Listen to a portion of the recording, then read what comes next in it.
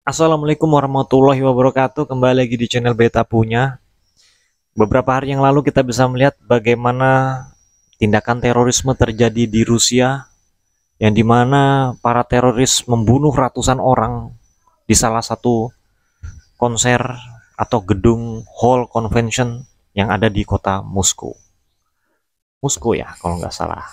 Silahkan kalian cross check. Di bacotan kali ini saya akan mengajak teman-teman untuk sedikit menganalisa sebenarnya ini ada apa? Kenapa bisa terjadi serangan yang begitu dahsyat hingga membunuh semua orang, ratusan orang bahkan? Dan bagaimana mungkin agen intelijen Rusia ini bisa kecolongan sampai sejauh itu? Tentu kita harus paham akan sejarah yang dimana tentang Perang Dunia Pertama, di mana Pangeran Franz Ferdinand dibunuh oleh salah satu pemberontak dari Serbia atau Montenegro kalau nggak salah ya. Nah, yang dimana akhirnya tercetuslah Perang Dunia Pertama yang terjadi di Eropa karena terbunuhnya sang raja pada saat itu. Melihat dari sejarah Eropa yang begitu kelam, yang sekarang sedang terulang kembali, mengingatkan kita bahwasanya serangan terorisme yang terjadi di Rusia saat ini itu terjadi tidak lama setelah hasil pemilihan presiden yang ada di Rusia, yang dimana dimenangkan oleh Presiden Vladimir Putin. Presiden paman Putin ini memimpin kembali dengan perolehan raihan suara kurang lebih 87% atau hampir 90%, yang dimana mayoritas masyarakatnya menginginkan dia kembali untuk menjadi seorang presiden. Akan tetapi beberapa minggu sebelumnya Amerika sudah memperingatkan bahwasanya akan terjadi serangan terorisme yang akan terjadi di Rusia. Kemudian tiba-tiba ada serangan yang dimana pembunuhan rakyat sipil atau warga sipil di Rusia, hingga pada akhirnya pasukan keamanan Rusia berhasil mengidentifikasi pelaku dan disinyalir pelaku melarikan diri ke arah perbatasan Ukraina. Beberapa saat setelah terjadi serangan, ada media yang terafiliasi bersama ISIS mengklaim bahwasannya ISIS bertanggung jawab atas serangan yang terjadi di Rusia. Tetapi yang jadi pertanyaan begini teman-teman, bagaimana mungkin ISIS mengaku bertanggung jawab atas serangan tersebut, lalu para pelakunya bukan melarikan diri ke arah negara-negara Asia Tengah, misalnya ke Kazakhstan mungkin, atau ke Azerbaijan mungkin, atau mungkin ke Tajikistan, karena kan pelakunya salah satunya orang Tajikistan begitu kan. Tapi ini pelaku-pelakunya nih malah lari ke perbatasan Ukraina yang dimana perbatasan Rusia dan Ukraina itu adalah wilayah konflik. Masa kita sebagai orang awam melihatnya ini sebagai, oh ya saya percaya ISIS yang bertanggung jawab, pelakunya ISIS. Ya tentu kita juga tidak bodoh-bodoh amat dan langsung percaya begitu saja, melainkan kita harus menggunakan akal dan logika kita secara sehat. Kalau kita sehat, bahwasanya yang nggak mungkin kalau memang kamu itu ISIS, yang ngapain juga larinya tuh lewat Ukraina. Yang jelas-jelas nggak mungkin dong.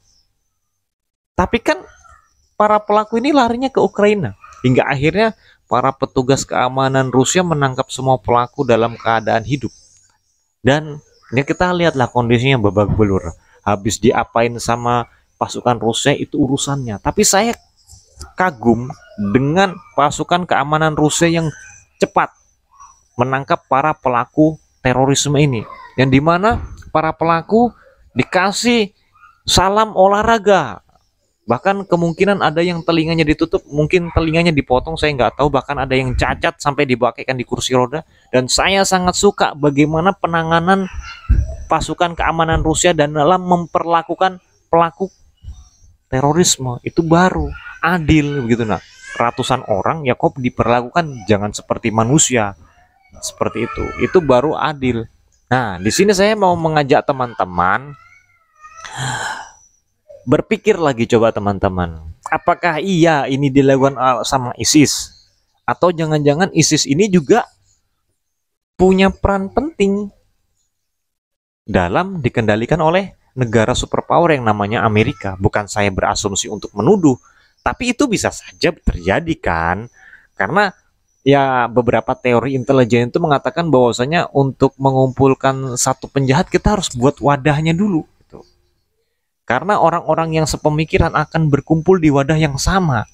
Dan sejauh ini ISIS itu tidak pernah menyerang negara-negara seperti Inggris, seperti Jerman, atau negara-negara sekutu-sekutunya Amerika.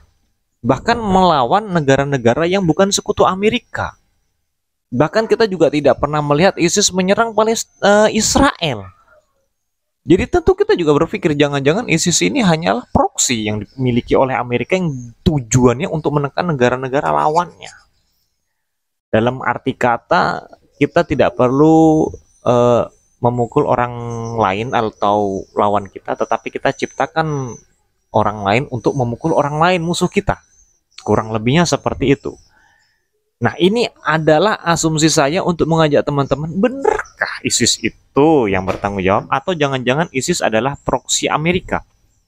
Jika kalian berasumsi ISIS itu adalah proksinya Amerika, ya kita sudah tahu dong. Tujuannya daripada penyerangan ini adalah untuk memprovokasi Presiden terpilih Rusia Vladimir Putin untuk meningkatkan eskalasi pasukannya, segera menggempur habis Ukraina. Kenapa begitu? Karena asumsi saya begini teman-teman.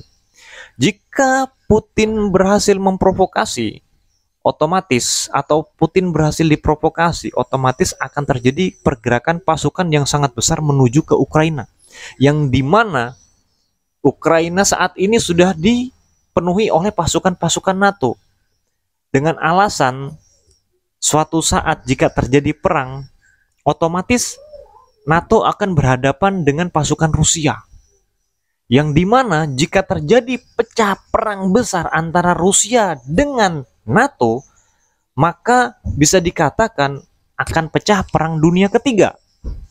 Jika sudah pecah perang dunia ketiga, teman-teman, otomatis pemilu yang akan dilaksanakan di Amerika otomatis dibatalkan atau diundur, dan Joe Biden akan tetap menjadi presiden Amerika.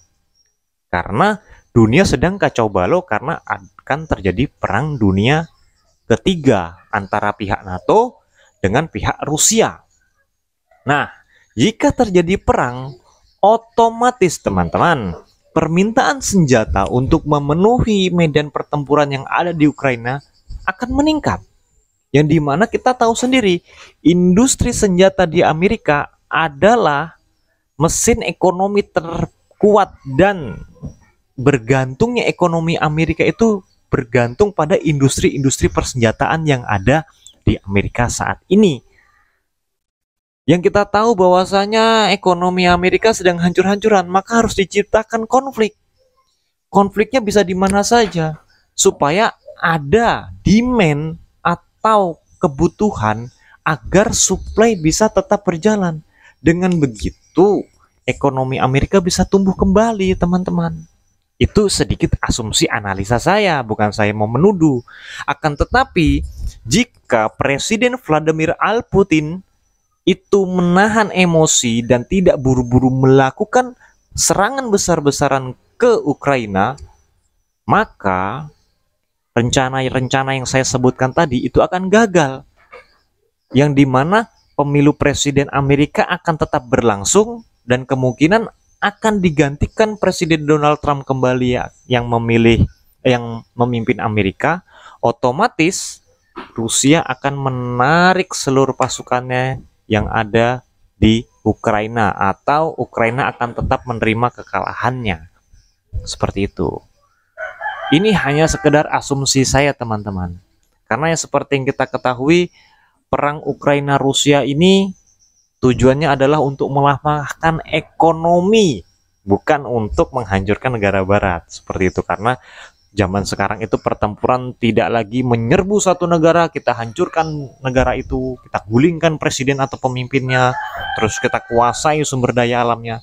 Sudah tidak seperti itu, teman-teman. Melainkan kita buat perang atau pertempuran jangka panjang, yang dimana jika pertempuran jangka panjang bisa dilakukan di sana, otomatis itu akan menyedot biaya, anggaran, sumber daya, dan akan mengganggu ekonomi suatu negara. Dan ini sudah terjadi, di mana negara-negara Amerika, Inggris, Jerman, Eropa, negara-negara barat lainnya yang menjadi sekutu NATO itu sudah ngos-ngosan ekonominya dalam menopang jalannya pertempuran yang ada di Ukraina.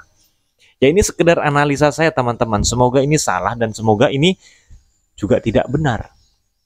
Karena ini bisa saja terjadi seperti itu. Dan kita harus paham, oh ini kalau konfliknya begini, nanti kemungkinan bisa ke sini, kemungkinan bisa begitu. Oke teman-teman, terima kasih kalian sudah mendengar bacotannya Beta punya, terima kasih. Semoga kalian terbuka pemikirannya. Assalamualaikum warahmatullahi wabarakatuh.